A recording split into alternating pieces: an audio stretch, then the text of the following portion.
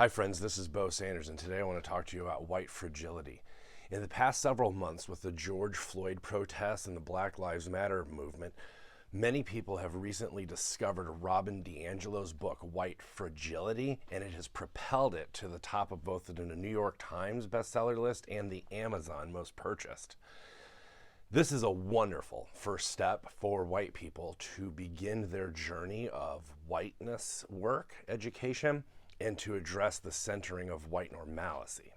No, it's inevitable that the initial adrenaline rush doesn't last, and some serious criticisms of her work have come to the surface in the past couple months.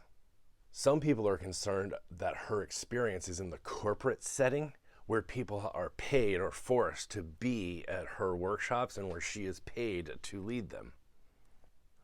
So while she may be an expert in this highly regulated environment, this is not how race relations look in the real world or out on the street. And this is sort of the meta of the moment. We no longer want to center white people's perspectives and white ways of thinking, or we're in risk of recreating the very thing that we're hoping to work against.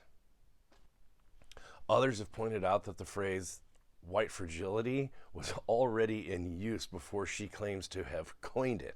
And this is a real problem because both profiting off the work of persons of color and to not give them credit is an erasure of that individual or community, and you make them invisible.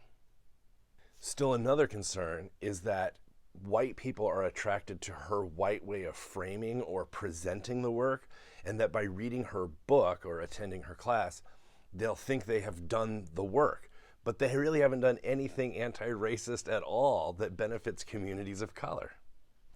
A white person coming to terms with their whiteness is a great first step, but that's where the anti-racist work needs to begin, so that it ends with transforming economically, politically, legally, regionally, socially, religiously, psychologically, and emotionally. Some white people have gotten defensive or discouraged about these critiques of white fragility, but I want to submit to you that they're actually a good thing. This is a good development. This is a productive direction to go, because after DiAngelo, it's time to read authors of color who may not say things in the ways that you like or want to hear them, and they may frame the whole subject in a completely different light, and it may be really uncomfortable. This is a natural progression of becoming a white ally. First, you address your own white awareness and fragility. Next, you learn from thinkers of color. Third, then, might be to be in dialogue or in activism or partner with people of color, and then to continue the anti-racist journey by advocating for and participating in organized actions. White fragility can be a wonderful first step to move beyond it and then leave it behind. This is just the nature of the work. Let me give you two examples, one recent and one a little more dated.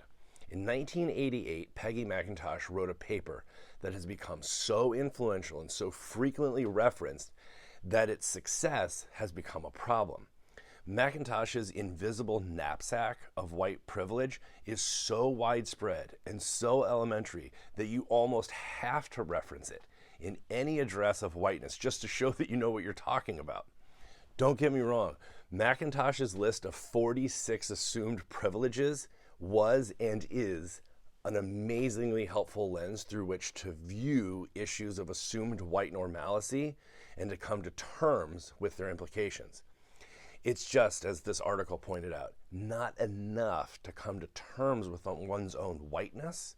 One must then utilize that new platform to begin to address issues of systemic racism, class privilege, and discrimination of every kind.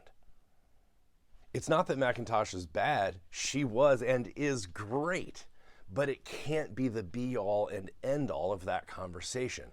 So much more is needed.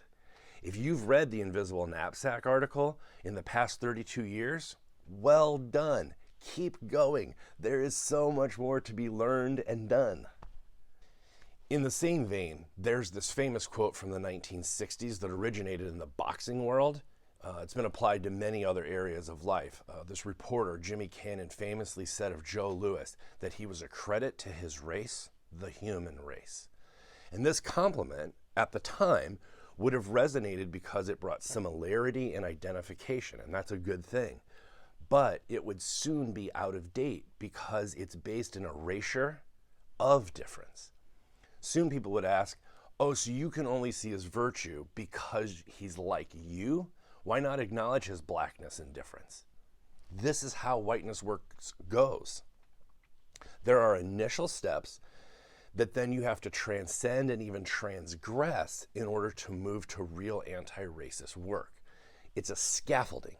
It begins the project, but then it has to be disassembled to create a structure that we can live in.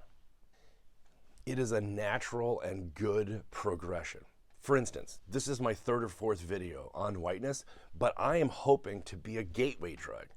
I hope that these videos and even the whiteness workshop that I made available for free are a good starting point that you will soon leave behind. My podcast with Randy Woodley and the book that we wrote together, we're trying to model this kind of a discourse, a constructive discourse, but ultimately it's a stepping stool to help you along the way.